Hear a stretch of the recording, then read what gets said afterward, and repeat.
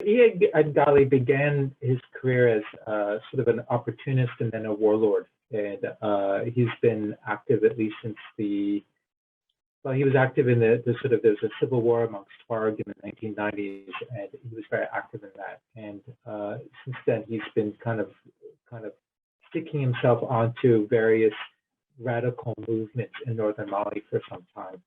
And I think that one way to think of him is that he is always somebody who has managed to advance his own personal interests and perhaps that of his very particular subset of the Tuareg community, while in the name of some larger cause. So he might be fighting for Islam, or maybe he's fighting for, I don't know, like Tuareg autonomy. But really, all the evidence suggests it's really been about self-advancement and possibly the advancement of his own particular little, again, subgroup of the Tuareg. But what's also become clear is that since roughly the year 2000, he seems to be a fairly convinced or sincere Islamist, jihadist. And he's been able to use jihadism as a way to rally people, or a way to almost justify a lot of what he's been doing. So it's so hard to tell if what he does is because of jihadism or because of this sort of parochial particular motives, because to him, I guess it's all one and the same thing. But he very clearly allied himself with Al-Qaeda and has been promoting an Al-Qaeda-ish agenda in northern Mali. And it's gotten to the point now where he's sort of set off an avalanche that is really tearing the country apart and destroying it. What he's done is that in the name of Azawad, or the region of northern Mali, or Tuareg, Islam, he's basically made the people who live where he operates just all the more poor and miserable and desperate. There was once a tourism industry in northern Mali, that's gone. He's just made the place extremely insecure. At this point, he's accumulated a tremendous amount of blood on his hands, and largely for the sake of his own personal political agenda. His movements have not grown because of Islamist ideology. That's almost a veneer. It seems to be the case that most of the people who fight for JNIM, his larger, the coalition that he heads, do it for a variety of reasons. And mostly it has to do with local resentments, local conflicts, local fights, self-interest on the part of the individuals, and on the part of the communities involved. And also, I think it's the reality that in places like northern and central Mali, there are so few ways for young people to get ahead socially and economically and politically, that this is actually a way to do it by taking up arms and joining an organization. But somehow he's managed to use Islamism as a way to kind of make it hold together, like to try to hold together disparate elements who otherwise wouldn't make sense together to be part of the same side or part of the same coalition. I don't know if you would see Al-Qaeda as his own path, but I think there's just some advantages to working with Al-Qaeda. So he was never technically affiliated with Al-Qaeda. He was an ally of the Al-Qaeda in Islamic Maghreb. He wasn't a member of it. He had his own Islamist organization, Ansar, which had a different kind of agenda and a different kind of following from AQIM, but he definitely found it in his interest to align with AQIM. That would really be a shame, because that would not be fair to Tuaregs. I mean, I know plenty of Malian Tuaregs who are very upset about what's gone on. I have a Tuareg friend who's from Timbuktu, which, by the way, Timbuktu Tuaregs are very different from the Kidal Tuaregs, right? And he used to be a tour guide in Timbuktu, and he gets so upset. Like he was almost in tears once when he was talking to me about how he says, I'm a Tuareg and I can't even go and wander in the desert, in my own desert, because it's dangerous because of these crazies. I've met Tuareg artisans also from Timbuktu who are devastated. Their economy is devastated because they used to sell things to tourists, and the tourists can't come anymore. No tourist in his right mind is going to go to northern Mali now. It's far too dangerous. So he's destroyed the livelihood of a lot of Tuareg. So I wish people were to take away this idea that Ghali does not represent Tuaregs. By no means does he.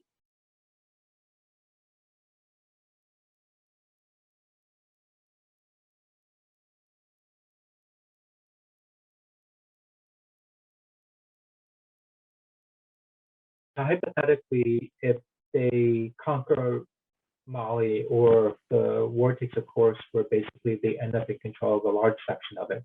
The large section of Mali becomes an emirate, a Jenin al-Qaeda emirate, which basically means at this point that the French have given up and the UN has given up, and that's sort of the way it is.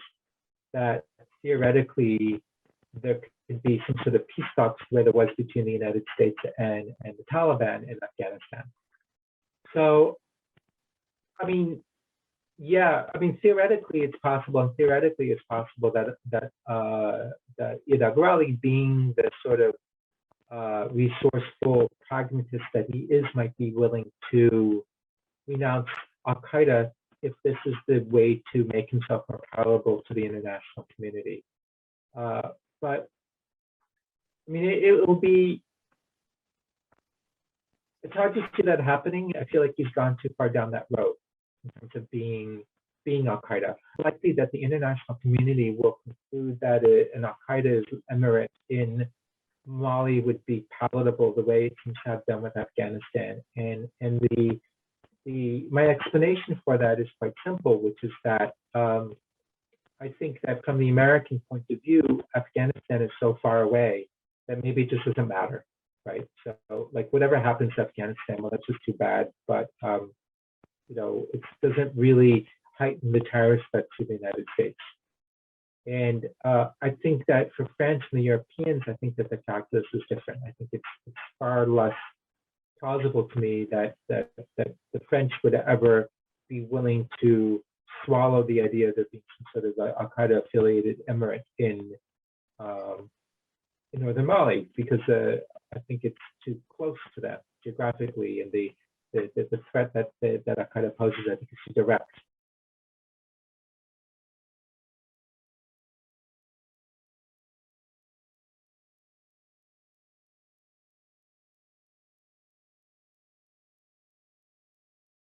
There's no evidence yet that Wagner has come into Mali or that Wagner will come into Mali. So far, what we've seen is that there's been flirtation between the Malian government and Wagner, but there's no deal signed, at least as far as anybody knows. I think it's a terrible idea for the Malians, and the piece that makes it such a bad thing, and I believe France's understanding all along, has been that in order for Mali to prevail in this war against these Islamist insurgencies, it has to not only prevail militarily, but it also has to prevail with respect to politics and governance and development. There are all sorts of very complex local conflicts that are driving these insurgencies, that are driving people to take up arms. And simply having guys who are trained for combat doesn't actually address any of those problems. You need political reforms, you need government reforms, and the Malian government hasn't really done any of these things. And what happens is that if Wagner comes into the picture, then the Malian government is relieved of the pressure to do anything. And I mean that in the sense that whereas Westerners at least kind of encourage the Malians, saying, you know, you need to behave in these ways, you need to do certain things, the Russians aren't going to press them to do any such thing. But then also, I believe that the primary role of Wagner in Mali is going to be not training anybody, but really just providing security for the military regime that's currently in power in Mali. So the Wagner is an insurance policy for the regime, not for the Malian state, not for the Malian people. And by serving as a Praetorian Guard, this is going to help keep the regime safe from coups d'etat against other elements within the military, and will protect them. But this also means that it's going to insulate them from pressure to have reforms, pressure to govern better, pressure to be democratic, pressure to do any of the kinds of things that most of us believe that Mali has to do in order to actually counter the insurgents. Now, in exchange, maybe the Malian regime will get some benefit in terms of, I don't know, like if they train people, that's, I guess, a good thing. But politically speaking, this is just a shortcut that the Malian government will be taking. Like, rather than have reforms, rather than have political reforms, rather than have governance reforms, which the French tell them that they need to be doing, which Americans tell them they need to be doing, what the European Union tells them they need to be doing, what the Malians do. The Russians won't tell them any such thing because they don't care. I mean, part of the irony is that the Malians accuse the French and the Americans of only being there for the sake of their gold, for the sake of the natural resources, which is absurd. But even doubly absurd is that the Russians will be there explicitly for the natural resources. They will be there for the sake of gold mining. It's hard for me to understand why the Malians, who criticize the French for only being there for the natural resources, then turn to the Russians, who are explicitly there only for the natural resources. But ultimately, I see this as a very bad development. Plus the fact that by bringing Wagner in, they're antagonizing the French and putting another wedge between them and the French. And I really don't see that as being in the interest of the Malian state or the Malian people.